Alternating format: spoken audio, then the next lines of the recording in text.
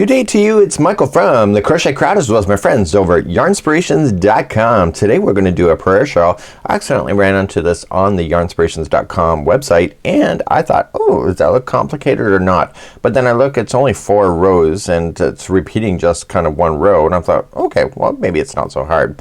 So today I'm going to show you how to do this one. It is working from the bottom up, so we start from the bottom. This means it can grow as big as you need to go, and so it's not stopping you from the size that you want to do. Whether it's kid size or adult size, it's up to you.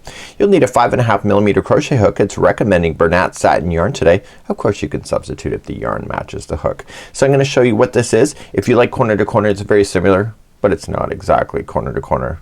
Well, yeah, it is. Who knows? Join me in just a moment. I'll explain. So I did a quick sample here just to get the idea on how it's going to go, and we're going to start on the very bottom here and then work our way across in the row. So technically, yes, corner to corner. So it's going to start off and we're going to get bigger by one particular cluster. So it's very similar to corner, but it's consisting of clusters instead. So you just got to remember your chain 3s. You got to remember to chain 1 after the cluster and then single crochet into position. I found with this one as well is that once you get it going, it kind of looks like it's kind of warping a bit, but it just needs to be stretched a bit and it will work out just how you see it with the model. So this is it today, and I'm gonna get you started, and once I just show you a few rows, you're gonna be good to go. This is approximately, they're telling you that it can go 61 inches wide by 31 inches deep, but of course you can stop at any point because this could be a Barbie size at this moment. Well, maybe a little bit too big for that already, but that's the point. You can make it as big as you need to go. So without further ado, let's get this party started. We're gonna create a slip knot to begin. You're gonna just grab your yarn. I'm happen to be using Bernat Super Value here on camera today. Actually, no, I'm not. Karen 1 pound yarn. I'll get it straight here, folks. Okay, so you're gonna chain a total of 5. So 1, 2, 3, 4, 5. And if you want to do an evil Dracula laugh at this moment, that is completely appropriate. So we're going to start in, we're gonna work in the 5th chain from the hook, and we're gonna begin the first row. It's complicated. Watch what we're gonna do. Not really.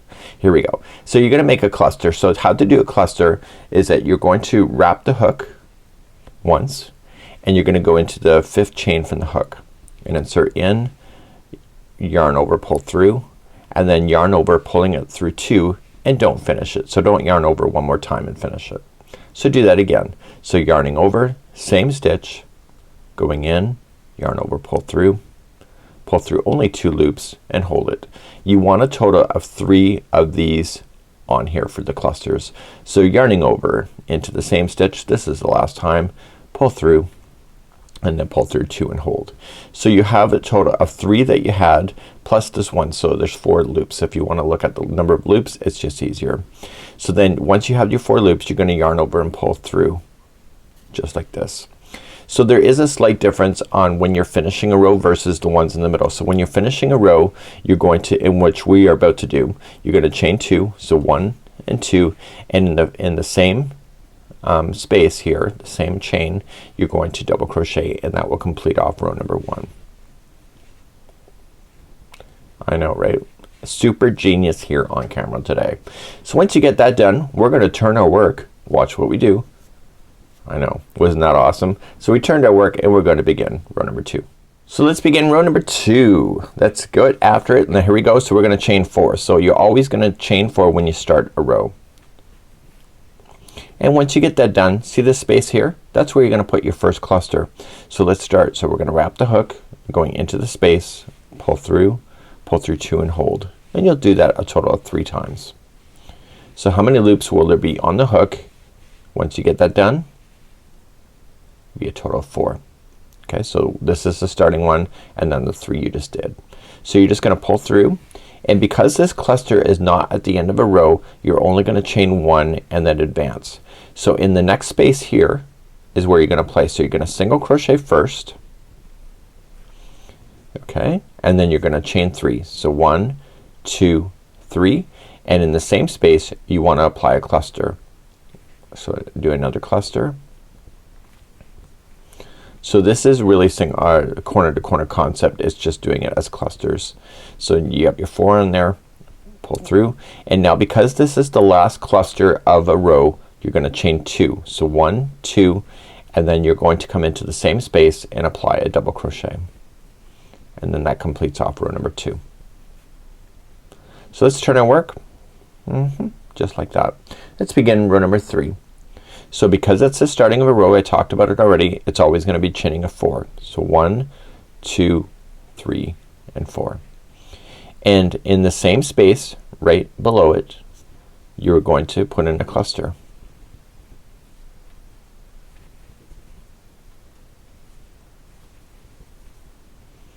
And then pull through all 4 loops. Chain 1 only and go to the next space that's available to you. It's right here. See how it's leaning over? You're gonna single crochet first, then chain 3. 1, 2, 3, and then going into the same space you want to apply a cluster. This is gonna get quite easy for you once you understand it. Now because this cluster is not at the end of a row, you're going to chain 1 only and then advance to the next one. So the next one is the last one. So go into the final space, just pull it open if you don't see it, single crochet first, chain 3, and then we're gonna cluster.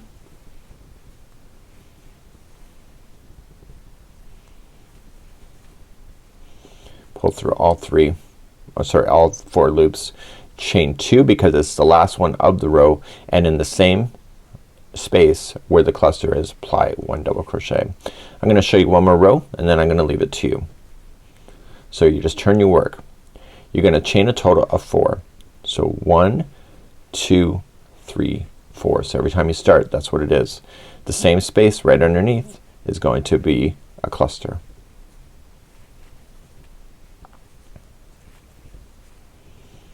Then pull through all 4 loops, chain 1 only because it's in the middle of a row. So then the next space, you see it there, single crochet to start it, then chain 3,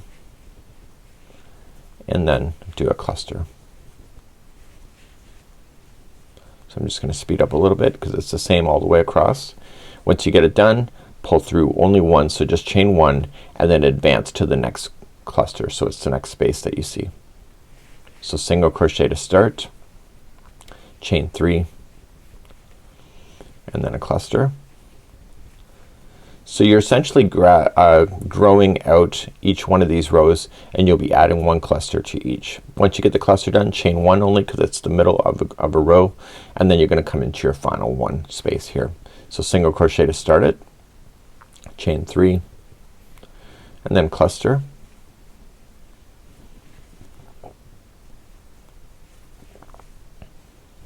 Pull through all 4 loops, chain 2 because it's the last cluster of a row, and then single crochet into the last space that you were just in. So let's turn our work and just look. So then to look at this, what we have here is that you had the first cluster by itself in the first row, then you had 2, then you had 3, then you had 4, and etc. So once you get this done, just kind of pull it up on the edges like this and you'll see it will take its shape better, and you will see that it will be really quite awesome. So it's suggesting that you go until this is 61 inches wide as a recommendation, and then however long it will go. It says that it is 31 inches, but again you can adjust the size that you want to by stopping or continuing on. So that's it for now. This is the Crochet Prayer Shawl by my friends at yarnspirations.com. Have a good one. Better duck the hands because here they come. Bye-bye.